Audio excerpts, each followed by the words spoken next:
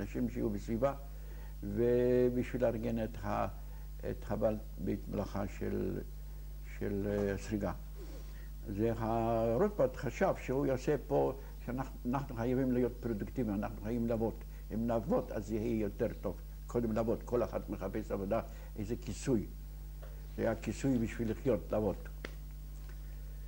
וכך אני ארגנתי את זה, ולקח איזה יום-יומיים.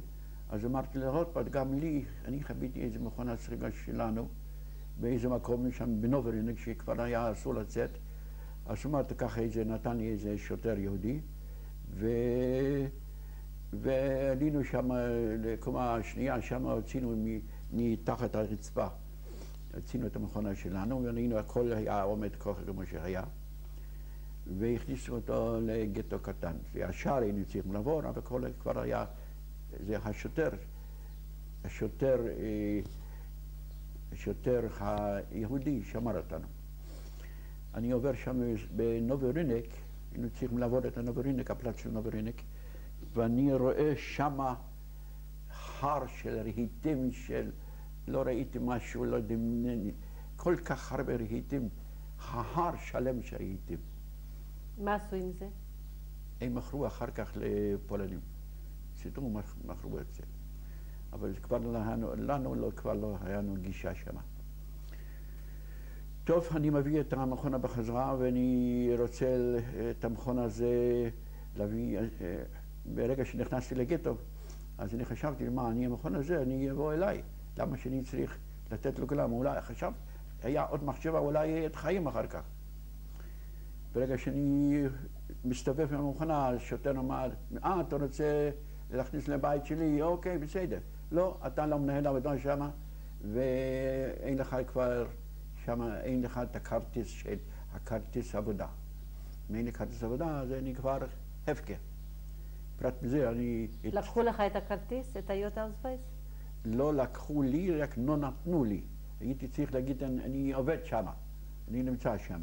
זה לא היה כרטיס, לאחרים היה כרטיס איזה, אבל כל אחד היה כיסוי, אני עובד פה ופה, פה ופה ופה. זה היה התעסקות עם המשטרה יהודית, שקודם יגידו, הם התחילו, אם היו צריכים להוציא, אז הם מתחילים. אחר כך הם מוסרים הלאה והלאה. יכול להיות, הם לא רצו כל כך להעביר את הבן אדם החוטא לגרמנים, אז הם סידרו אותנו, נתנו איזה, לא יודע בדיוק מה קרה הלאה שם. טוב, העיקר, אני אהיה חופשי, אבל אין לי את הכיסוי של הבית מלאכה. אני מסתובב ומתחבא שם, שכל פעם היה איזה רעש, גרמני בא, ברגע גרמני בא זה נקרא חיפשו את האנשים שלא עובדים, שמסתובבים ככה. אני מתחבא שם בבית מלאכה שם, אף אחד לא אומר לי כלום, אבל לא הייתי כבר לגלי. שלקח את זה כמה ימים, ובערב אני בא, דירה היה לנו, חדר היה לנו, שאני הייתי שם, אני ושתי אחים היינו שם, וגם היה איזה בן דוד, גם היה איזה, היינו ביחד, היינו ישנים שם.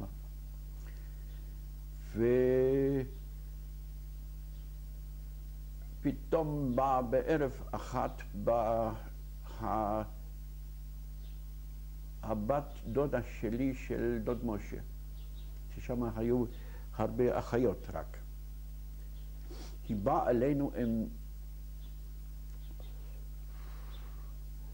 אלינו עם בכי כזאת שלא תיארתי לי, לא הייתי רגיל לכל הדברים האלה.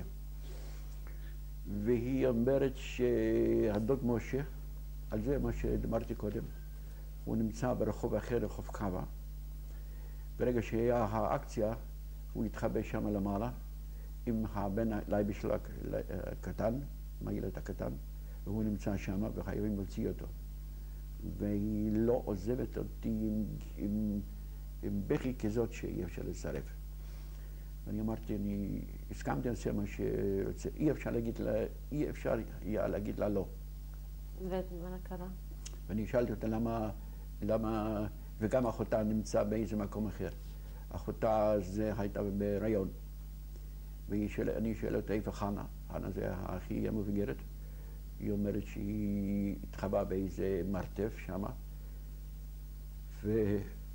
לא ידוע לה שום דבר עליה, בוודאי היא ולידה שם, אז אין לה שום קונטקט איתה, לא יודעת כלום. אבל הכתובת של... מה קרה? אני התחלתי לארגן איך שיוצאים, ונדע לי שיש לקומנדו שהולך שם, וזה מה שאנחנו עשינו ברחובות אלה, הם עושים שם ברחוב קו איפה שהם גרו. הם הולכים בבוקר לעבודה וחוזרים בערב. אני התייצבתי שם בקומנדו הזה, התגנבתי, שלא היה, שם היה מוגבל שם. התגנבתי שם ויצאתי ביחד עם לעבודה שלהם. אני בא לשם וידעתי בדיוק, היא אמרה לי באיזה מקום היא נמצאת, ואני כבר הכרתי שם את המקום. מצאת את הדוד? מצאתי את הדוד. לא, אני לוקח את הסולם, הם עלו על העלייה בגג שם, ואני פותח את הדלת שם, ואני צועק על שם של הדוד שלי. אני רואה שם יש הרבה יותר אנשים מה שהוא בעצמו. והם אומרים מיד, לא ניתן לו לרדת, עד או שנרד כולם או שאף אחד. ואני עומד בסולם, ואסור לי להיות במקום הזה, לא יודע מה לעשות. טוב, התחננתי וככה מתוריצים כל טוב, אוקיי, אני אציע, קודם תני לי אותו עם הילד, ואחר כך אני אבוא לקח אתכם. משהו הסכים, לא יהיה לי ברירה. ואני ראיתי שם מצב נוראי. מלוכלכים שם כל אחת, דוד משה עם זקן, לא שום דבר איך שנראה בכלל, לא אנשים בכלל. סוף אני אמרתי לדוד, הורדתי את הילד ודוד משה הורדתי, אני חיביתי אותו באיזה מקום, ואחר כך עברתי שוב פעם לעבודה, מה שהייתי צריך בערב, מה שהיינו צריכים לצאת. אז אני קראתי לו שיבוא להתייצב ביחד עם השורה, וכולם עמדו כבר ללכת בחזרה לגטו, ואני סוחב אותה לאיפה שאנחנו עומדים, ואנשים ראו את זה, כל הקבוצה של יהודים. ואני מכניס אותה בשורות. האנשים הבינו פה שיש קורה משהו, התיישרו את השירות מיד, הבינו. והוא נמצא באמצע. ואומרים, הזקן הזה, ואני אומרת, שתוריד שלא יראו אותה במצב כזה. טוב, איכשהו להתחבא. אבל הילד, מה לעשות עם הילד? זה כבר הוא היה מדי צעיר בשביל להכניס אותה לשורה. זה היה ברור שהוא לא שייך בכלל להנה. אז אני לא יודע מה לעשות איתו. פתאום אני רואה איזו עגלה עם רהיטים, עד למעלה עם מלא רהיטים, שולחנות וכל מיני דברים. ושם עומד איזה יהודי שמביא את העגלה הזאת, עם הסוסים האלה. פתאום אני רואה, הוא אמר לי ככה. כל החברה הבינה שקורה פה משהו. וברגע שהוא אומר לי עם היד ככה, אז אני אומר לילד, לך איתו.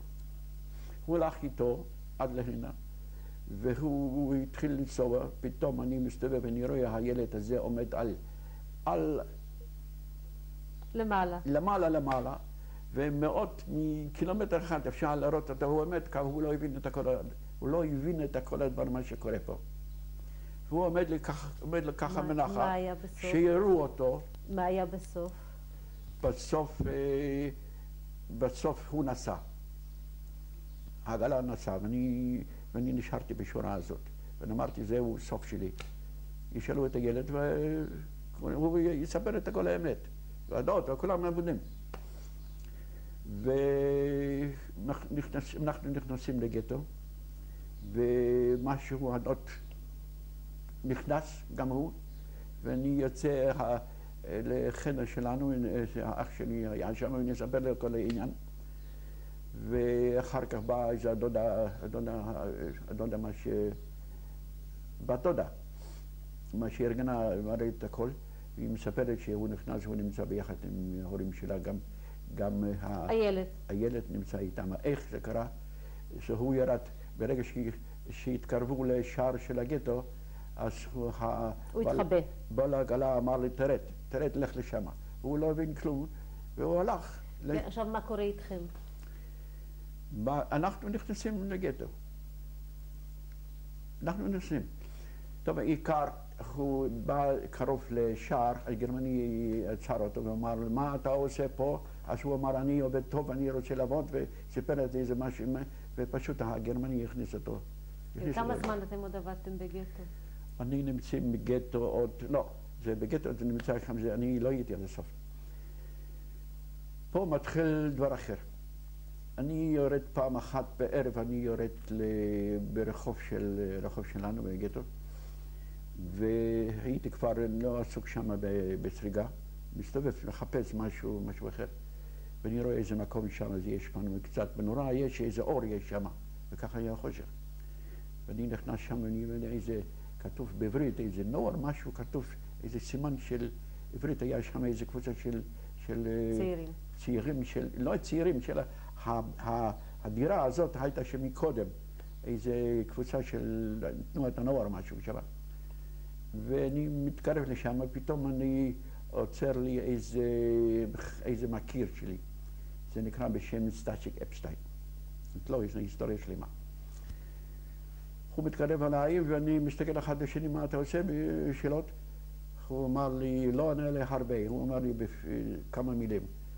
אם אני מוכן להסתכן לחיים בשביל לזכות את החיים. אם ככה, פתאום הוציא איזו מילה אחת בשביל לא להבין את זה בכלל. אז אני שואל אותם, מה זאת אומרת? בשביל לסכן לחיים, בשביל אולי לזכות את החיים? מה זה פירוש? אני לא יכול להגיד לך שום דבר עד שאני תענה לי על שתי שאלות מה שאני אשאל אותך. השאלה הראשונה הייתה זה אם אני מוכן. השאלה השנייה הייתה אם יהיה לך כסף. הצטרכתי לענות על השאלות האלה, ברגע שעניתי לשאלות האלה, אז הוא הסכים לי להגיד הלאה. היה לך כסף? כסף היה לי. מאיפה? שפה לא הספקתי, ברגע שהיינו בגטו קטן, אז היה לי המשפחה שהיה בנוברינק, זה היה מאוד קרוב, בסטלינק. כן. אני ידעתי שהמשפחה שלי מכבים שם נעליים ודברי ליבוש באיזה, על הגג שם. שהיה לנו, אסור לנו להלביש את זה, היינו צריכים להביא לגרמנים את זה.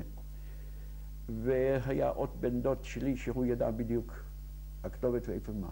עלינו לשם בלילה, אני ורומק, סחבנו שקים שלמים של הבגדים האלה ונעליים וכל מיני דברים. דוד עמד מצד הזה, ואני ורומק סחבנו, העבירנו תחת הגדר התיל הזה, דוד לקח את זה, והלכנו עוד פעם, והבינו עוד פעם. ככה שלנו די מספיק כסף היה לנו. מזה אנחנו גנבנו את זה, ארגנו את זה, ודוד מכר את זה. והיה כבר פרוטקציה אחת עם שני, שהיה אנשים שיצאו לעבודה, לפולנים, שעבדו ביחד עם פולנים. אוקיי, אז כסף היה לכם, ורצון לברוח גם כן היה לכם. ורצון לברוח, אני הייתי מוכן. אני ראיתי, אני במחשבות שלי ידעתי, פה לא נחזיק, אני לא אחזיק פה מע"מ, אני חי פה בנס. אם יקרה משהו שטות, אני אבוד. מה קרה הלאה? ברגע שאני הסכמתי, כן, רצתי לדוד לספר לו את זה, דוד חשוב, אמר, דוד מסכים, אוקיי. לא היה לי די מספיק כסף, דוד נתן לי את הכסף שלו, שהיה מחולק, כסף שלנו שלושה, רומק, דוד ואני. דוד אמר, תן לי, קח את הכסף שלי גם. דוד היה ככה.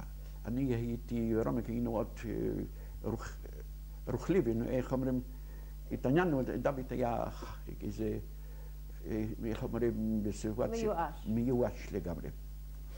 לנו היה משפחה, לנו היה גם אשתו ומשפחה. ואני חוזר, כן, הלכנו לישון, ובבוקר אני קם, לקח את הכסף בא לסטאז'יק, עם הדברים האלה. אני אמרתי שאני חייב לשאול את אחים. סטאז'יק אומר לי, אוקיי, אז אתה תקבל, אנחנו נקבל ניירות של פולנים, ונעבור נצא מהגטו, ונעבור לגרמניה, ונגיע לשוויץ. זו התוכנית שלו. דרך מדריך פולני. הוא היה צריך לקחת אותנו. אוקיי.